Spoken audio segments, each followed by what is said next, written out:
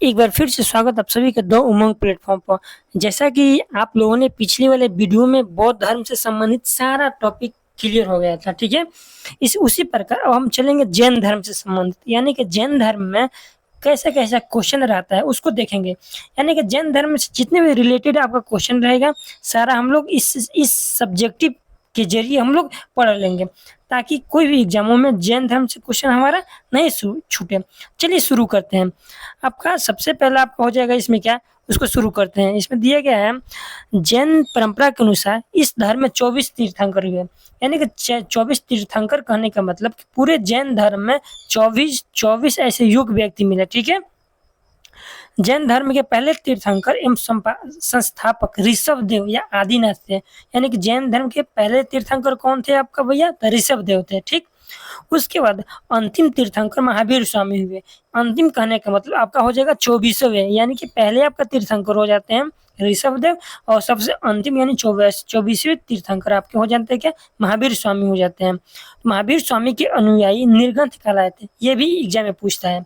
महावीर स्वामी के जितने भी अनुयायी थे वो क्या क्या थे, निर्ग्रंथ कहलाए। निर्ग्रंथ कहने का मतलब कि बंधन रहित। बंधन रहित कहने का मतलब कि बंधन में नहीं, बंधन से मुक्त हो जाना, उसी को बोला जाता है बंधन रहित, ठीक। उसके बाद चलिए, महावीर जैन धर्म के वास्तविक संस्थापक थे।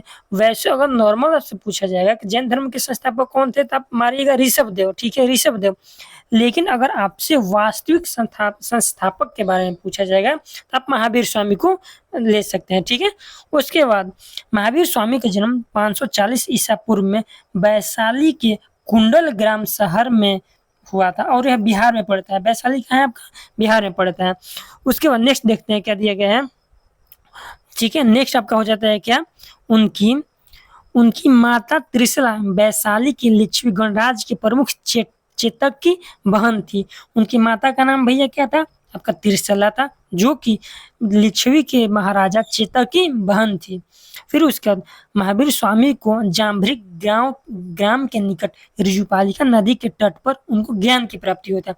ये भी एग्जाम में पूछता है, महावीर स्वामी को किस नदी के तट पर ज्ञान की प्राप्ति हुआ था, तो ऋजुपालिका नदी के तट पर हुआ था।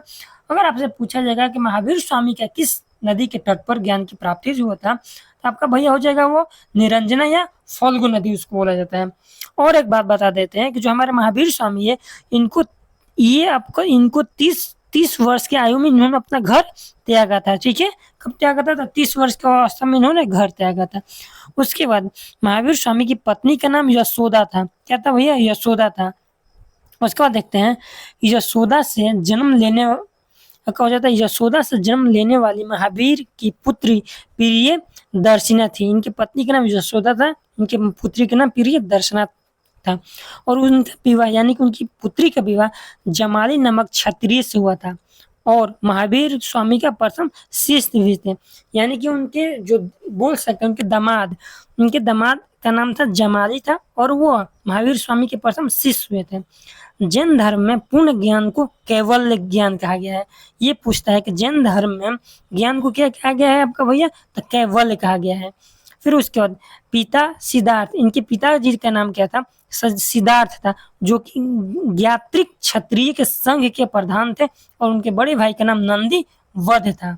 यहाँ पे एक टॉपिक आपको हम बता देते हैं कि भगवान जो बुद्ध थे उनके पिताजी का नाम क्या था, तो उनके पिताजी का नाम सुयोधन था, जो कि सांख्य कुल के मुखिया थे।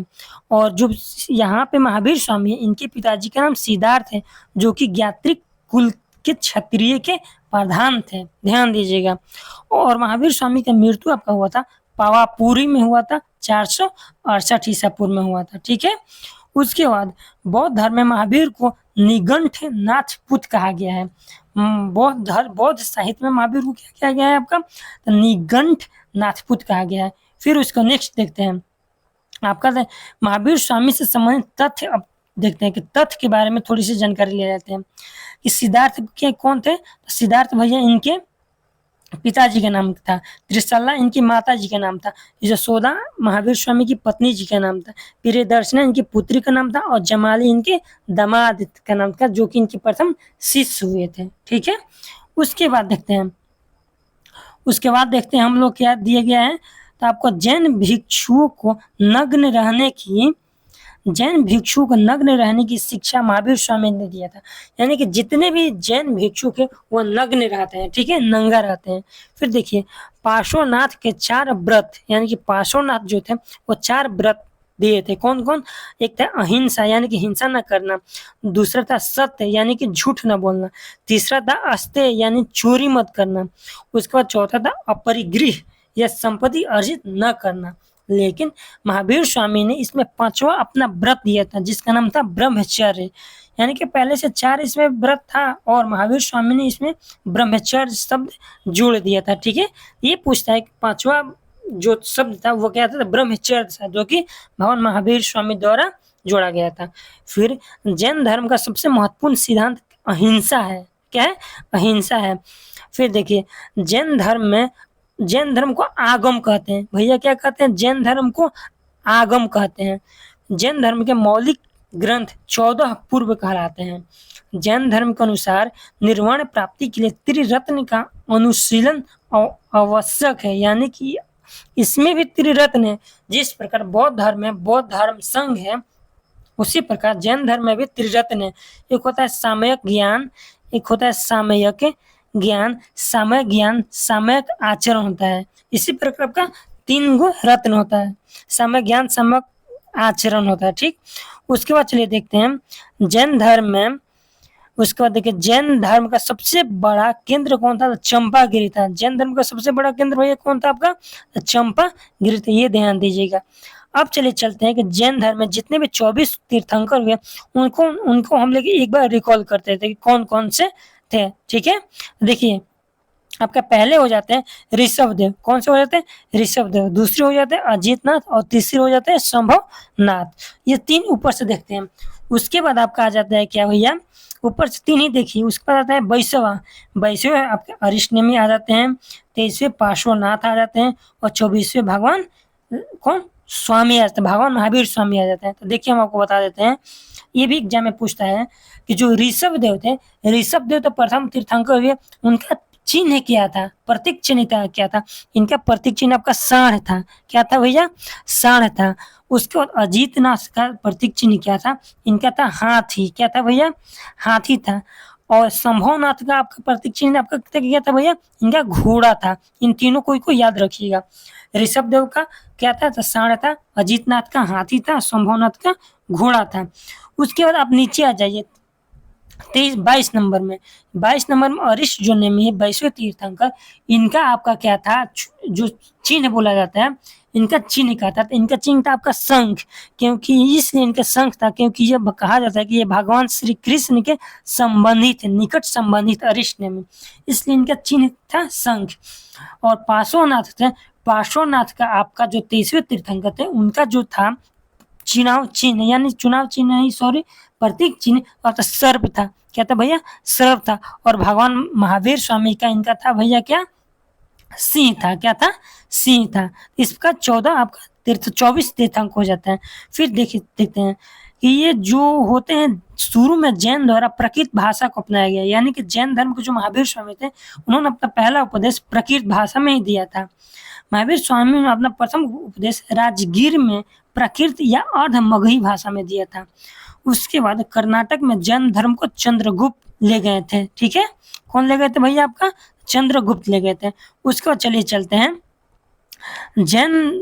जैन सिद्धों की 5 श्रेणियां कौन कौन सी है? पहला है तीर्थंकर। इसका मतलब जिसने मोक्ष प्राप्त कर लिया उसी को तीर्थंकर बोला जाता है। दूसरा है अरहंत, जो निर्वाण प्राप्ति की ओर अग्रसर हो। तीसरा आचार्य, जो जैन भिक्षु समूह के प्रमुख हो। चौथा उपाध्याय, जो जैन शिक्षक हो। पांचवा साधु, जो सभी जैन भिक्षुक हो, ठीक है। उसके बाद देखिए श्रवणबेला में, यानी कि कर्नाटक में शहर का नाम है श्रवणबेला। श्रवणबेलगोला में गोमतेश्वर की मूर्ति जो कि 57 फीट ऊंची है, चामुंड राय ने बनवाई थी। उसका कलिंग राजा खारवेल तथा अजात शत्रु का पुत्र उदायन जो कि पाटलिपुत्र शहर की स्थापना किया था, जैन धर्म के अनुयायी थे। उसके महावीर स्वामी ने प्रकृत भाषा को प्रचार का माध्यम बनाया। मथुरा मूर्ति कला के विकास में जैन मत का सर्वाधिक योगदान रहा है। जैन धर्म 2 संप्रदायों श्वेतांबर और दिगंबर में बंट गए थे, ठीक है। उसके बाद जैन धर्म का प्रसिद्ध सिद्धांत स्यादवाद यानी सप्तभंगी ज्ञान अनेकांतवाद है। जैनों द्वारा शरीर को उपवास द्वारा प्राण त्यागने की कला को सलेखना विधि कहा जाता है। ठीक, जो हमारे चंद्रगुप्त मौर्य थे, इन्होंने कर्नाटक में श्रवण बेला ग्राम में जाकर के सलेखना विधि द्वारा ही अपने प्राण त्याग दिए थे। जैन मठों को वसादी कहा गया है। क्या कहा गया है? होगा वसादी कहा गया है। उसके बाद नेक्स्ट देखते हैं, नेक्स्ट दिया गया है महावीर की मृत्यु के बाद सुधर्मन जो गंधर्व था जैन धर्म गुरु बना। जैन धर्म में ईश्वर एवं आत्मा की मान्यता नहीं है, इसको ध्यान दीजिएगा। जैन धर्म में जैन तीर्थंकर ऋषभ देव तथा अरिष्ट नेमि जो थे का उल्लेख ऋग्वेद में मिलता है। ये वही अरिष्ट नेमि है जिनका संबंध श्री कृष्ण से किया गया है। विष्णु पुराण तथा भागवत पुराण में ऋषभ देव का उल्लेख नारायण के अवतार के रूप में किया गया है। आ गया ना यहाँ पे। फिर भद्रबाहु और उनके अनुयायियों को दिगंबर कहा गया है। क्या कहा गया है भैया? दिगंबर कहा गया है। ये दक्षिण जैनी कहलाते हैं। हम आपको बता दें कि जो जैन धर्म का भी दो बार क्या किया गया है? जैन धर्म का भी आपका 2 बार जैन संगीति हुआ है। ठीक है, इसको देखेंगे आगे चलकर। तो यहाँ पे हुआ था क्या? देखिए, ये तो हो गया आपका कि भद्रबाहु उनके अनुयायी दिगंबर कहलाए और स्थूल भद्र एवं उनके अनुयायी श्वेतांबर कहलाए, जो श्वेत वस्त्र धारण करते थे। ठीक, जैन अनुश्रुतियों के अनुसार पार्श्वनाथ को 100 वर्ष की आयु में सामेद पर्वत का निर्माण प्राप्त हुआ था। यानी कि जो अभी हाल में चर्चा में भी रहा है, सामेद पर्वत किससे संबंधित? आपका जैनों से। इसको ध्यान दीजिएगा। जैन धर्मानुसार ज्ञान के 3 स्रोत प्रत्यक्ष, अनुमान और तीर्थंकर के वचन कहलाते हैं। उसके बाद महावीर के जीवन काल में 10 गणधर की मृत्यु हो गई है। महावीर के बाद केवल सुधर्मन जीवित रहता है। खारवेल के हाथी गुफाओं में प्रारंभिक जैनों के अवशेष मिलते हैं। जैन धर्म में पूर्ण जन्म एवं कर्मवाद में विश्वास करते हैं। उनके अनुसार कर्म फल ही जीवन तथा मृत्यु का कारण है। इसको ध्यान दीजिएगा। यानी कि जैन धर्म पूर्व जन्म में विश्वास करता है लेकिन आत्मा में विश्वास नहीं करता है। राजस्थान में माउंट आबू पर दिलवाड़ा का जो जैन मंदिर है वह जैन अनुयायियों से संबंधित है। जैन परंपरा के अनुसार अरिष्ट नेमि श्री कृष्ण के समकालीन थे। आगे ना यहाँ पे फिर चंपा के शासक दधिवाहन की पुत्री चंदना, ठीक, महावीर की पहली महिला भिक्षुण बनी थी। ठीक, उसके बाद जैन धर्म में 2 गो जैन संगीत हुआ था। कब? तो प्रथम जैन संगीत आपको 300 ईसा पूर्व में हुआ था। जहाँ हुआ था तो पाटलिपुत्र बिहार में हुआ था। इसका अध्यक्ष स्थूल भद्र थे और शासक चंद्रगुप्त मौर्य थे। ये चारों पूछता है एग्जामों में। फिर दूसरा जैन संगीत आपका 512 ईस्वी में हुआ था, जो कि बल्लभी गुजरात में हुआ था और इसके अध्यक्ष क्षमा श्रवण थे। यही पूछता है, क्षमा श्रवण थे। ठीक है, उसके आगे देखते हैं आगे आपका क्या दिया गया है? आपका आगे दिया गया है क्या? ये आपका जैन धर्म से संबंधित इतना ही आपका दिया गया था। ठीक है, उसके बाद यहाँ पे ये हम लोग देख लिए। तो जैन धर्म से संबंधित इतना ही आपका इसमें दिया गया है। ठीक है, उम्मीद करते हैं कि ये आपको समझ में आया होगा। अगर समझ में आया होगा तो वीडियो को लाइक शेयर सब्सक्राइब करना ना भूलें। ठीक है, आज के लिए इतना ही। मिलते हैं अगले वीडियो के साथ।